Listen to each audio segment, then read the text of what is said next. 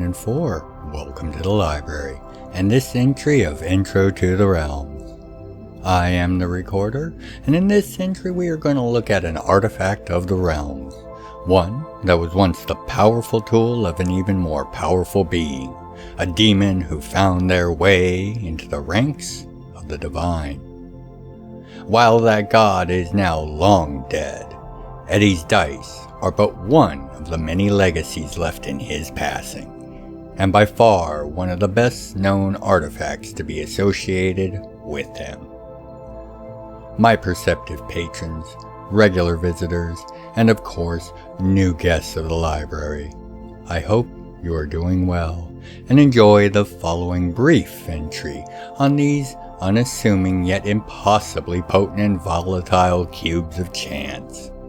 Welcome to this Artifact Archive entry on Eddie's Dice, the first in a series of entries covering the various items of power in the realms. Introductions over, let us begin. Records are not clear as to the exact origins of the dice. Some say the divine victor, Eddie, for whom they are named, found them as part of some crazed artificer's hoard or a dragon's hoard. Others say he crafted them himself. All agree he had come to wield them in the process of his actions that would see his eventual apotheosis into the position of a victor. Their effects and devastation are well documented, although this generally has only served to prove that they are in fact nearly random in their function, with only the potency seeming a semi-constant, and that appears to be a function of the wielder's own power and ability. The dice have appeared across the realms, with sightings across the differing worlds as well as the vessels that ply the stars and seas between. Very few of these appearances result in positive outcomes, with entire ships, or colonies even, suffering various degrees of damage if not outright destruction due to the dice being thrown for one reason or another. However, most likely thanks to the effects of the dice's new casing, to be discussed later, the total number of accidents and casualties, while high, is a relatively minor threat for the vast majority of the realms, with major incidents occurring decades if not centuries distant from each other, as well as light years apart as well. Beyond these facts, most of what is known about the dice relates to the incredible effects and variety thereof that they can produce, and the devastation that has been left in their wake in the years, centuries, and ages following Eddie's death, and their unexpected and unexplained appearance in the wider realms. There exist tales of ships being gutted by mysterious explosions and other effects, with the apparent cause being tracked down to the areas of the vessel that were for gambling or gaming of other types. While this is certainly not conclusive, the increase in these kinds of events, which could theoretically just be the result of mortal error or foolishness, closely correlates with the few reports that establish the artifact's presence being confirmed or otherwise detected by those that attempt to track and contain such dangerous artifacts. Unfortunately, this was most often merely so that the artifact could then be sold to those with the means to afford such a piece of history. And thus, tales of manor homes suffering from fates reminiscent of those reported at sea or in space also became a method of tracking the path of this very dangerous artifact. That is, until the early age of stars, where it seemed the dice were either finally contained and not sold off and used, or that they had been kept without being used by some extremely disciplined individual for that duration. For almost 500 years, there are no reports or other evidence of any kind of the dice being used, sold, or otherwise observed or detected. When they did next appear as an item for auction in one of the many auction houses that exist in Polaron. It was noted that they were held within a container that was both similar in the practical use, as it seemed to act as a point for the dice to return to after they had been thrown, and yet very different, as it was covered in various runes and glyphs of varying containment and sealing rites. All the containers for the dice that had been noted prior appeared to lack any such warding or enhancement, and thus the natural draw of such a powerful artifact to those who would possess it to use it was being significantly lessened by the addition of this new case and the runes it bared. This is assumed to be the secret to the dice's absence over the previous centuries, although confirmation of this has still been lacking. While the draw to use the dice excessively was mitigated by the case, this came at a cost of new features that were observed after. It seemed the longer the dice would go unrolled, the more potent the magnification of the user's power would become. Moreover, each time they were rolled, while the extra magnification would become reset, the case itself, which appears to be made of exotic ore woods, will seem to darken slightly, as if it had been passed through an extreme heat or flame for but a moment, apparently relative to the power released by the dice in their throw. The darker the container gets, the stronger the pull to use the dice will become, as glyphs and runes preventing this are blackened beyond recognition and function. The base level of power that will be released also seems to increase as well with each subsequent roll, as if the power that once prevented the dice's temptation gets redirected into the dice themselves. This only resets on the passing of the dice from one owner to another. However, unless the current owner has died, passing the dice on without demanding exorbitant payment, or as a prize that is contested over, such as being the object of an honest wager or the like, the dice will fall out of the container and deliver the results wholly on the person attempting to free themselves of the dice. Should they survive this release of energy, the case and all its effects will reset, and it is now tied to whoever bought or won them. In the case of the owner dying for any reason, including in the attempt to pass on the dice to a new owner, the dice and their case will vanish, to randomly appear somewhere else in the realms. These reasons have made attempts to contain the dice all but folly for all but one group. That group being the management of Old Dominion, the decadent isle of debauchery, gambling, and vices, originally founded by Eddie and still operated by his descendants. It appears that attempting to return the dice to them can be done without suffering the results of a roll, and is richly rewarded each time it happens. If you can make it to the main desk to effect a transfer, that is. The bounty and the reward for the dice is so great that many will attempt to seize them from their owner for it, often killing them and causing the dice to relocate. Occasionally, they might be able to win the dice in a game of chance, should the current owner prefer to gamble possession of them away to avoid being murdered. As can be inferred by this, not even the progeny of their most famous wielder and namesake can prevent the dice from finding their way back into circulation and use forever. However, it appears that they are at least able to keep them contained for far longer before they remove themselves from whatever storage arrangement has been created for them this time. It appears that if the dice go unused for 9 years and a day by any but those that are of the blood of Eddie, they will relocate. However, for those of his blood, this seems to extend as far as 36 years in a day, with each year beyond 9 proving a greater risk for their relocation than the last.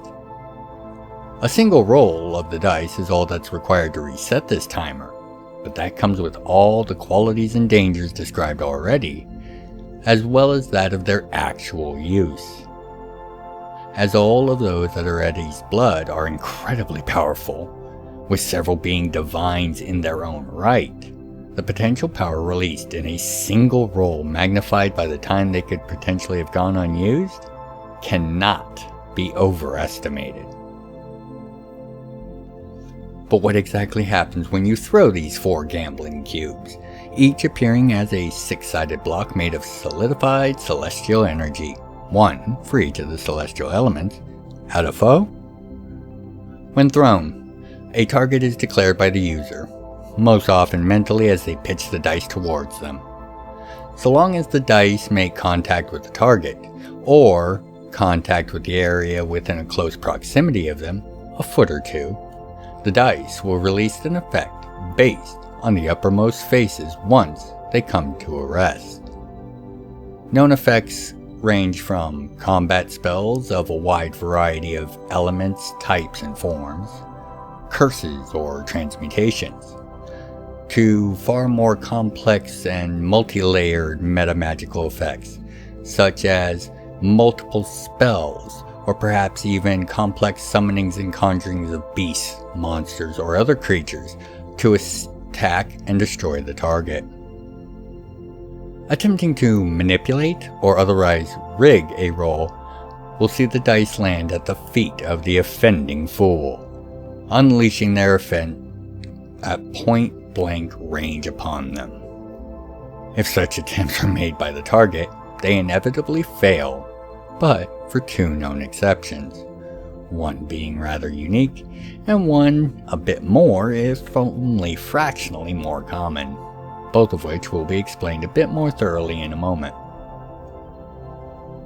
Of equal import to note is the relatively short range of these potent objects, as they will not continue to exist, and in fact will return to the case as if they had not been used at all, if they are thrown further than a few dozen yards in any attempted use.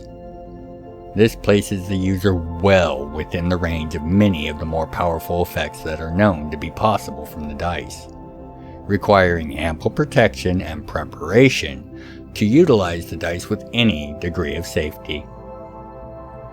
Of course, this danger only increases with the personal power of the user, as a roll that might cause a localized blast, where being on the other side of cover would be protection enough for a young mortal that would be throwing the dice. The very same result could easily release enough energy to obliterate a small city block if the dice were being thrown by one of Eddie's divine lineage, for example. Thus, it is common that the dice will find themselves a new owner with each use when they are thrown by anyone of even mild amounts of personal power or might. Even in the case of the death that results from their use being nothing more than a shell being broken and the spark within returning home, as in the case of a god, or the thrower and now former owner only being temporarily out of action as they await guaranteed resurrection. Even if it's just for a few moments, the dice will find someone else. The only known exception to the dice's translocation on death is that of deaths that occur within Polaron's Grand Arena. It is surmised that the layers upon layers of restorative and other effects that instantly revive and relocate any that would otherwise perish in the many great battles that occur there act quickly enough to prevent the triggering of this effect of the dice. Consequently, this makes Polaron one of the few safe places for the dice to be used, if only on the battlegrounds of the arena. There is no known defense that will prevail against the power of this artifact being released, only to endure the effects of that power, whatever form it may manifest in. As hinted at before, however, there are two known exceptions to this, and against these targets, the dice seem to be nearly useless, barely more than the cubes they are physically crafted from. These are an individual, as well as a very rare collection of warrior monks. The individual is none other than Setson, the so-called Avatar of Luck, against whom the dice never roll more deadly in effect than bursts of noise and light, with perhaps a stiff breeze. And the collection are Masters of the Order of the True Fist, those few possessing the martial and spiritual purity capable of mastering the very order and law that are a direct anathema to the power contained and powering the dice. These few warriors are actually capable of deflecting the dice back onto their user, with normally explosive results, as the dice seem to add the personal power of the monk to that of the original user, while the monk seems capable of easily either avoiding or otherwise resisting the released energies in all but the most extreme of cases. Outside of these two examples, which might perhaps include as many as 100 or at most 1,000 individuals, there is nothing and no one that can disregard the danger of this artifact within the realms. They are also completely incapable of possessing or otherwise owning the dice, as any attempt to claim or seize them by these parties will see an instant relocation event occur. Even attempts to gift them or otherwise transfer them to these parties will see their relocation. However, this happens without the normal self-inflicted roll, it should be noted. To anyone else, Eddie's dice are a super weapon with extensive costs to their use and only limited protections against their overuse. And that is where I'm going to end this brief artifact archive, looking at Eddie's dice to a close. Perceptive patrons, regular visitors, and new guests of the library, I hope you now have an understanding of these randomly acting but universally feared cubes of chaos and chance, as well as perhaps a bit better of an insight into some of the ways in which the heroes and gods of the realms are still capable of having far-reaching and potent effects upon the realms, even if they are ages long dead and buried. I want to thank each and every one of you for your time, your interest, and of course your support of and in the Realms of Jam'mar. Until you next make your way back to the library for another entry of Intro to the Realms by the 9 and 4. Be well, take care of yourselves and each other. If you'd like to contribute to the further exploration and explanation of the realms, please consider leaving a comment, a like, and sharing the video around. I read all the comments and make efforts to reply to each. Thank you for helping to grow the channel, and know I look forward to each and every one of your comments. Other methods of support can be found in the channel's description. Thank you for watching,